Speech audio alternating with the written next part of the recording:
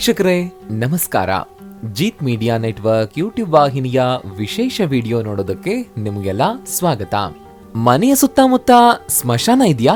ಹಾಗಾದ್ರೆ ಮೊದಲು ಈ ಕೆಲಸವನ್ನ ನೀವು ಮಾಡಲೇಬೇಕು ಅನ್ನೋ ರಹಸ್ಯದ ಮಾಹಿತಿಯನ್ನ ಈ ವಿಡಿಯೋದಲ್ಲಿ ನಾನು ನಿಮಗೆ ತಿಳಿಸ್ಕೊಡ್ತಾ ಇದ್ದೀನಿ. ಹಾಗೇನೆ ಈ ವಿಡಿಯೋಗೆ ಈಗಲೇ ಒಂದು ಲೈಕ್ ಕೊಟ್ಟು ವಿಡಿಯೋದ ಕೆಳಗಡೆ ಜೈ ಶ್ರೀ ಕೃಷ್ಣ ಅಂತ ಕಮೆಂಟ್ ಮಾಡೋದಕ್ಕೆ ಮರಿಬೇಡಿ. ಹಾಗೇನೆ ಈ ವಿಡಿಯೋನ ಸ್ಕಿಪ್ ಮಾಡದೆ ಕೊನೆ ತನಕ ನೋಡಿ. ಅಲ್ಲದೆ ವಿಡಿಯೋದ ಕೆಳಗಡೆ ಇರುವಂತಹ ಜಾಯಿನ್ ಬಟನ್ ಒತ್ತಿ, ಆಗ ನೀವು ಜೀತ್ ಮೀಡಿಯಾ ಚಾನೆಲ್ ಮೆಂಬರ್ ಆಗ್ತೀರಾ.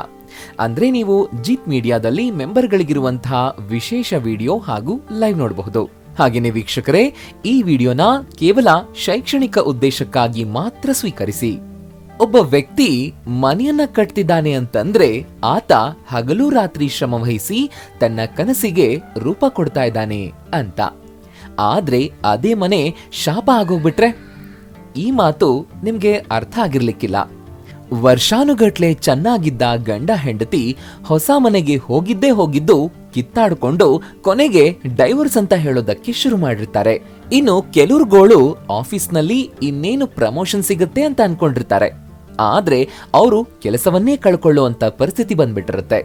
ಕೊನೆಗೆ ಮನೆಯೊಳಗಾದ್ರೂ ನೆಮ್ಮದಿಯಿಂದ ಇರೋಣ ಅಂತ ಅನ್ಕೊಳ್ತಾರೆ. ಆದ್ರೆ ಮನೆಯೊಳಗಡೆ ಕಾಲಿಟ್ರೆ ಒಂದಲ್ಲ ಒಂದು ಕಿರಿಕಿರಿ.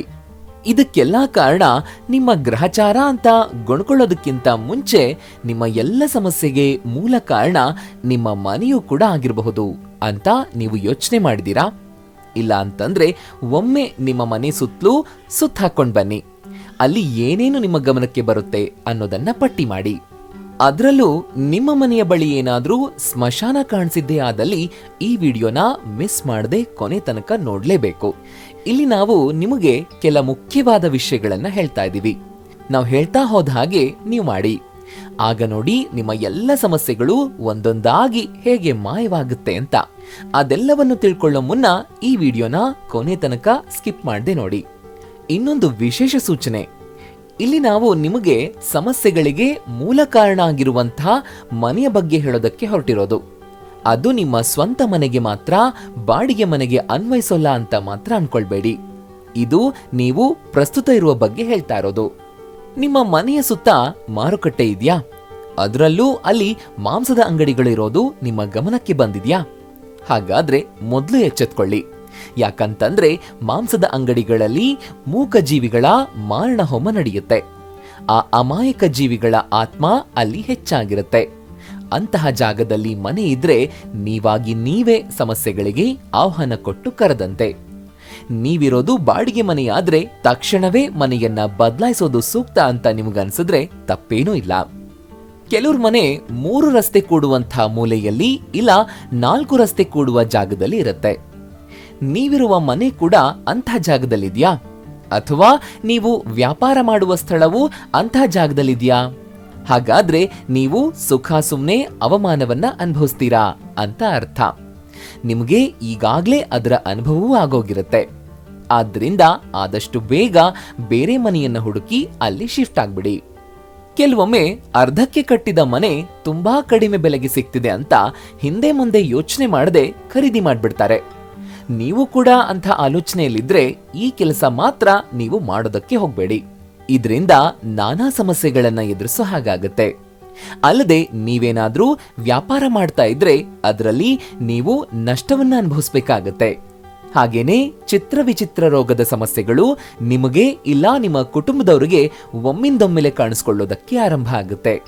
ಆದ್ದರಿಂದ ಬೇರೆ ಅರ್ಧಂಬರ್ಧ ಕಟ್ಟಿದ ಮನೆಯಾಗ್ಲಿ ಇಲ್ಲ ಪೂರ್ತಿ ಕಟ್ಟಿರೋದನ್ನ ಕೊಂಡುಕೊಳ್ಳೋ ಮುನ್ನ ವಾಸ್ತು ತಜ್ಞರು ಇಲ್ಲ ಇದ್ರ ಬಗ್ಗೆ ಗೊತ್ತಿರೋರ ಬಳಿ ಒಮ್ಮೆ ಕೇಳಿ ವಿಚಾರಿಸಿ. ಇನ್ನು ಕಡಿಮೆ ಬಾಡಿಗೆ ಇರುವಂತಹ ಮನೆಯನ್ನ ಹುಡುಕ್ತಾ ಇದ್ದೀರಾ? ಹಾಗಂತ ಯಾವುದೋ ಒಂದು ಮನೆ ಸಿಕ್ತು ಅಂತ ಆ ಮನೆಗೆ ಹೋಗ್ಬಿಡ್ಬೇಡಿ. ವಿಶೇಷವಾಗಿ ಇಕ್ಕಟ್ಟಾದ ಜಾಗಗಳಲ್ಲಿರುವಂತಹ ಮನೆಗಳಿಗೆ ಹೋಗ್ಲೇಬೇಡಿ. ವಿಶೇಷವಾಗಿ ವಠಾರದಂತಹ ಮನೆಗಳಿಗೆ. ಅಂಥ ಮನೆಗಳಲ್ಲಿ ಬೇರೆ ಮನೆಗಳಲ್ಲಿರುವ ನಕಾರಾತ್ಮಕ ಶಕ್ತಿ ನಿಮ್ಮ ಮನೆಯೊಳಗೆ ಬಂದು ಸೇರ್ಕೊಳ್ಳುವಂಥ ಸಾಧ್ಯತೆ ಹೆಚ್ಚಾಗಿರುತ್ತೆ. ಹಾಗೆಯೇ ತುಂಬಾ ದಿನದಿಂದ ಮುಚ್ಚಿರುವ ಮನೆಗೂ ಹೋಗೋ ಮುನ್ನ ಎಚ್ಚರವಾಗಿರಿ. ಕೇವಲ ಮನೆ ಅಷ್ಟೇ ಅಲ್ಲ, ತುಂಬಾ ದಿನಗಳಿಂದ ಬಾಗಿಲು ಮುಚ್ಚಿರುವ ಅಂಗಡಿಗಳನ್ನ ಖರೀದಿ ಮಾಡಿ ನೀವು ವ್ಯಾಪಾರ ಆರಂಭಿಸ್ತಾ ಇದ್ದೀರಿ ಅಂತಂದ್ರೆ ಅಲ್ಲಿ ನಿಮಗೆ ಸಮಸ್ಯೆಗಳು ಎದುರಾಗುತ್ತೆ ಅಂತ ಅರ್ಥ.